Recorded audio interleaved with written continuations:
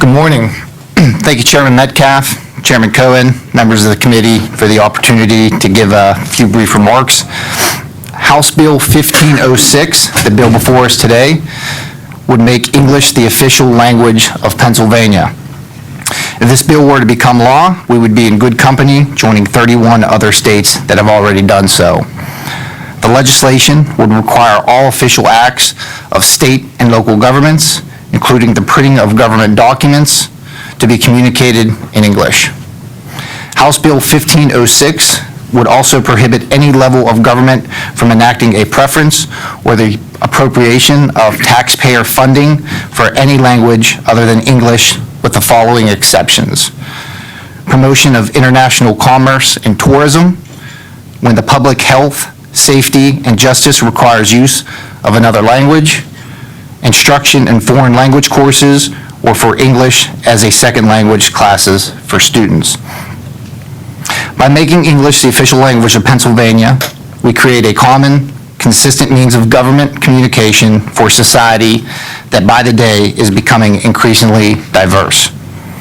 We also save taxpayer dollars by eliminating translation costs at the local, county, and state level, streamlining government and making processes more efficient.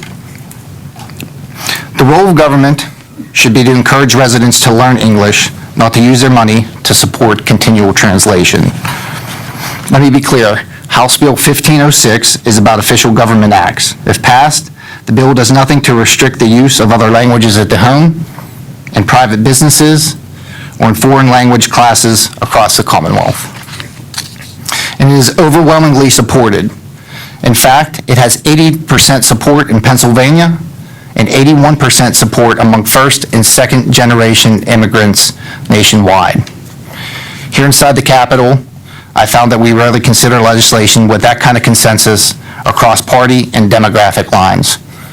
I fully recognize that the savings from this legislation will not be enough to pay back the tens of billions of dollars we owe in the unfunded liability in our pension system, or to address the other budget shortfalls that we currently face. But to me, this is a step forward in changing the mindset of Harrisburg to a mindset of common sense. If the budget impasse has taught me anything, it is that politicians have spent far too much time looking for ways to spend taxpayer dollars and not nearly enough time looking at ways to save them.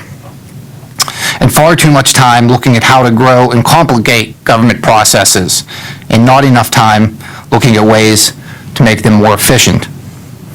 We cannot go to the citizens of Pennsylvania and ask them for more money without turning over every stone and without looking at every option for reducing the cost of state government. Thank you, Chairman Metcalf, Chairman Cohen, and to the committee for taking time to consider this legislation today.